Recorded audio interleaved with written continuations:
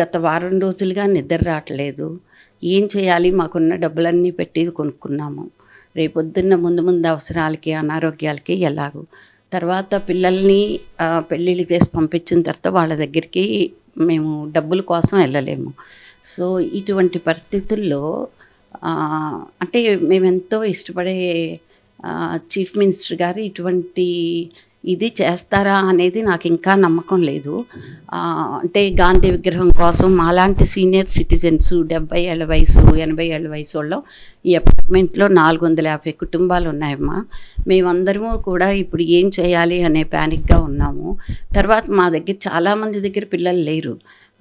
ఇటువంటి పరిస్థితిలో మేము ఎక్కడికి వెళ్తాము? మా దగ్గర డబ్బు లేదు, మా దగ్గర ఇప్పుడు వయసు లేదు. ఇటువంటి టైంలో మమ్మల్ని దయచేసి సీఎం గారు మా బాధలన్నీ కూడా డెఫినెట్గా ఆయన గుర్తిస్తారని, మాకు అన్యాయం చేయరని నేను అనుకుంటున్నాను. ఇంకా స్టిల్ అదే నమ్మకంతో ఉన్నానమ్మా.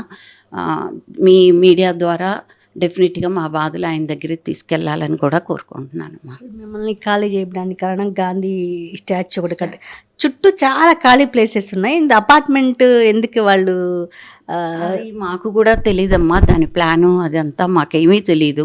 మాకు సడన్గా తెలిసింది. మా సర్వే నెంబర్లు పేపర్లో చూసుకున్నాము. 89, 91 కూడా అనేవి మా వంట. అవి చూసుకున్న తర్వాతే మాకు అర్థమైంది. మాకేమీ బఫర్ జోన్లో మూసీలో అప్పుడు దాకా మేమేమీ లేము. ఇంత ఖాళీ ప్లేస్ ఉండగా ఇప్పుడు మహాత్మా గాంధీ అయినా మాబోటి సీనియర్ సిటిజన్ని ఇబ్బంది పెట్టి కాదు కదమ్మా. నేషన్ మొత్తం ఆయనకి డెఫినెట్గా మేము బాపు గారిని డెఫినెట్గా మనందరం గౌరవిస్తాము.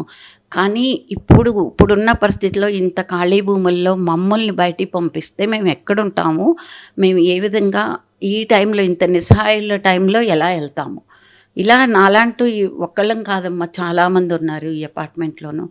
కాబట్టి ఇది అసలు సీఎం గారి దృష్టికి తెలుసో తెలీదో నాకు తెలీదు, బట్ తీసుకెళ్ళాలని చెప్పి ఆయన డెఫినెట్గా గుర్తిస్తారు. ఎవరిని కష్టపెట్టరని అనుకుంటున్నాను. అది ఎంతమంది ఉంటారు మేడం మీ ఫ్లాట్ ఓనర్స్?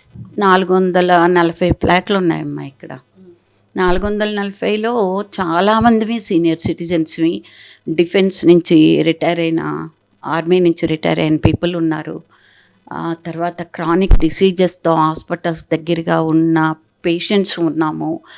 మా బ్యాంకులో, మా హాస్పిటల్స్ అన్నీ దగ్గరలో ఉండి, తర్వాత పిల్లలు దూరంగా ఉండి, లేదా పిల్లలు ఇప్పుడిప్పుడు చదువుకోవటానికి వెళ్ళి అందరూ రకరకాల మధ్యతరగతి కుటుంబాలు ఇక్కడ అందరం కలిసి ఉంటున్నాం. డిఫరెంట్ రిలీజియన్స్ అందరం కలిసి ఉంటున్నాము.